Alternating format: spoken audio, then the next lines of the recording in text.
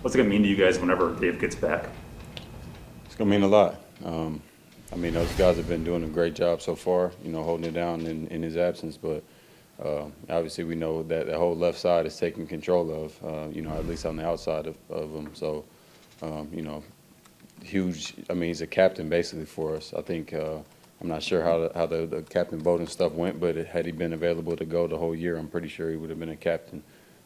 I know I voted for him, so it'll be huge just having him back leadership-wise. Obviously, what he brings on the field as well. Can you describe him in one word as a player?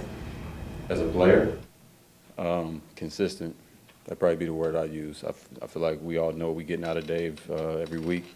In practice, just as a person too. He's a pretty consistent person. His energy, his personality, everything about him. I love people that you just know what you're gonna get. You come in every day, whether it's not a lot of energy or it's a lot. I just like to know what I'm gonna get, and you definitely got that in Dave. What's the mood of this team with the win streak you're on currently? It's a really good mood in around the locker room right now. I think guys are not getting too high though. You never want to get too high or too low in this league just because you can get humbled so fast. So I feel like everybody's mind is in the right place, focused, ready to get onto this challenge of this week, and really mature football team. So I feel like a lot of the stuff you have to deal with some of the teams that are doing well, and obviously come around later on in the season, and then that can just you can tank. So you got the right mindsets and right people in that locker room. What does it mean to you to see the Packers adding Jalen Smith a couple weeks ago? It's not official yet, but it looks like adding Whitney to adding these guys to the mix when you go on the field. Do you got a Gene mask? It's always harder to hear you than. I'm sorry. So, What does it mean to you for them to add? Take it off. Like, What does it mean to you for them to add all these guys, to add Jalen, to add it looks like Whitney, to deal with all the injuries you have, to see the front office making these additions? What does it just mean to you and the rest of the veterans? I mean, it means a lot because obviously it means that they're focused on trying to, replace some of those guys that we've lost. But that's basically how this thing goes. The guys go down. It's time to go get new bodies to, fill in and make up for what's lost. Or, if not, hopefully the plan is to come in and add even more production than what was there before. So it means that they're obviously focused on us winning some games, and we've been having pretty good production out of the guys that have joined. So hopefully we continue that.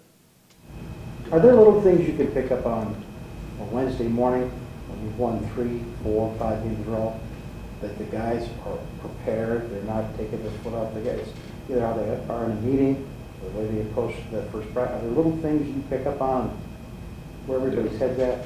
Yeah, I typically notice that stuff all the time, especially within my room.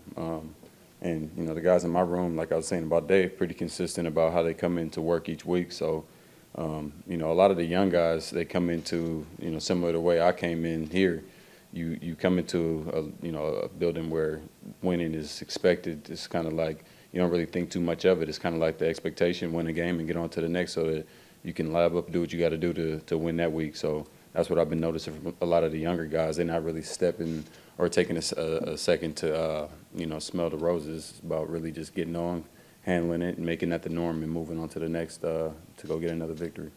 Davante, you get in the end zone a lot. I was surprised at the number of people that were flicking Aaron off in that picture. That I don't know if you saw it, but does that happen everywhere, or is that just Chicago or something? I think it was more so it was Aaron in Chicago. That's probably more so what it was. I don't get too many birds. I got flipped a bird a few times before, but when I look in the crowd, a lot of times, especially on the road, I'm just blacking out anyway. I don't even really see what I'm looking at. It's just more so just to pull energy from them, celebrating. But I think that one was more because of where we were and who he is.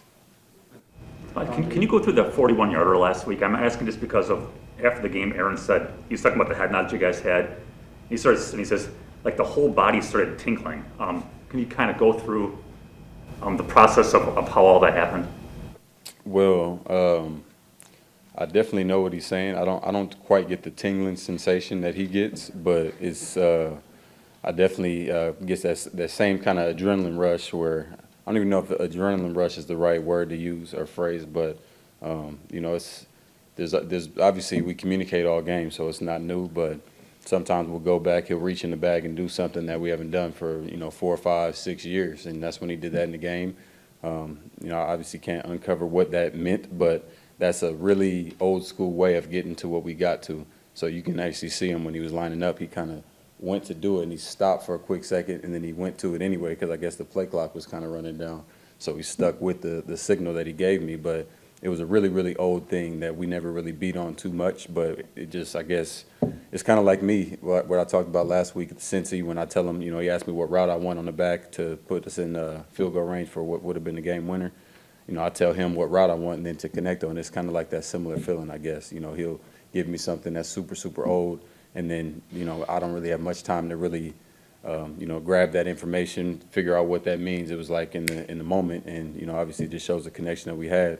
And before he actually signaled it to me, I was anticipating that signal. So I was hoping that that's what he went to. So right when he did it, it was already fresh in my mind because I almost signaled it to him first. I told him in the locker room that sometimes that'll happen where we're just on the same page so much to where he'll signal me something, and right before I was hoping, that he gave me that. So definitely on the same page, and it just shows. It shows in the way we play. So built that over time and continuing to grow. So it definitely is a gratifying feeling. How do you remember something like that? Like, I can't remember what I did last week, and you're coming up with something from a former coaching staff. The whole thing's remarkable to me. Well, that's what makes us special, man. It's not it's not all the time where you're gonna have a situation like that, and it's definitely not gonna be all the time where, because he could have came back after where I ran the wrong route, and then he would ask me, "Oh, you remember this?" And then he can jog my memory, but with a half a second to react to a super old signal. It's just, part of what we do, and, I like to pride myself on the mental part of the game as well. So being prepared, even if it's from years ago, that's kind of what you got to deal with Aaron sometimes, as you can see. So if I wasn't ready for it, then, it's a tough spot. Now we're in 3rd and 10 situation, and, it plays not any good. So I got to be sharp. Has your memory always been that good, or is that something that you think? Well, you train everything, man. It's the same thing as. It wasn't always that good. When I first got here, I feel like, it's not just about memory, it's about recall too. I feel like it's a little bit different. You can remember something, like I said, if he comes back to me after I run the wrong route and he asks me, well, what about Miami such and such 2015, 2014? Remember that? And then that's memory. The recall is on the spot, being able to do something with it, on the spot with a second left on the play clock or whatever. I could be making that up. I don't even know how much time was left on the play clock, but obviously it was a quick reaction, and that's the recall. And he's taught me a lot about that, and allowed me to train myself. And you obviously got to be ready, but there's certain times where I'll be looking through the game plan, and I'll see a certain play, and I'll be like, that play may not work, but we may be putting it in for a certain audible off of that play. So I start training my brain in that moment. What are the certain things he would want to get to if we got cover 0, if we got cover 1, stuff like that. So it's a lot of pointless things that you may never use it. It may just be a wasted 5 minutes of time, but I'd rather be prepared and be ready for that moment just in case it comes. So Davante went, all right, so after the signal or whatever it is, you're lined up. Mm-hmm. You know what's in your head. You talked about clairvoyance and deja vu, but is there, in that moment, an anticipation of knowing or having a pretty good idea that it's going to work?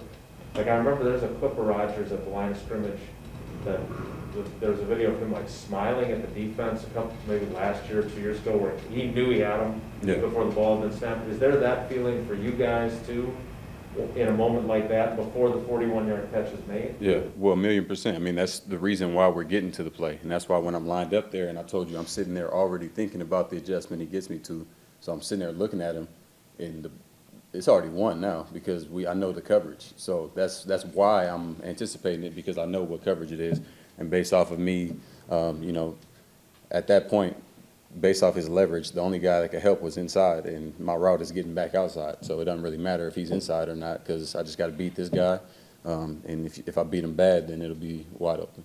And there are times where it doesn't work out, right? Yeah, but that's it comes down when I know I'm going to get man, typically in my head it's 1, but there's times where, they can mess with the coverage or trick us with the shell or something like that, and then end up in a 2 high when we were expecting 1 high. But like I said, based off of leverages and knowing what guys have to protect, otherwise they'll be killed, which obviously didn't benefit them in that situation. But, knowing that if he's outside leverage on the snap right now and nobody's inside right now, somebody's going to be in there because they're not going to just let him play outside leverage. So understanding that gives me a little bit of a, step up on it. When you did the front flip into the end zone, did you think you had stayed in bounds, or is that just something you do for fun because you're not going to land on your tailbone like we would? Well, I did land on my tailbone a little bit, but yeah, I didn't really know that. I didn't hear a whistle, so I was just going with it was, it was a touchdown. I knew it would be close just based off of, I was obviously really close to the sideline, but at that point I thought it was going to be good, so I thought it'd just be a nice little cherry on top for a nice play. Davante, we're not used to seeing Aaron miss any throws. He's missed a few deep balls this season, and there's some analytics out that his deep ball efficiency has kind of slumped this first 6 games. Have you noticed anything different with this deep ball at all early this season? Honestly, I'm not sure how to answer that question. It's not always going to be perfect. I think that it's, I don't know what the numbers are, but I know that, we missed maybe like 2 to Quez early, missed the one, this past game, but it's tough. I mean, you got wind, you got different factors like that. It's not like he's not throwing terrible footballs or whatever, but yeah, I don't even know. I don't know. I'm not into really the analytics of it. I just kind of look at, capitalizing on the ones he throws to me, and I feel like we've come down with a decent amount of those. So we just got to figure it out. Obviously 100% of the balls that are overthrown are not caught. So, obviously got to just give us a chance on a couple of them, but it's tough. I mean, it's not an easy task. So, it's, the coverages and stuff like that.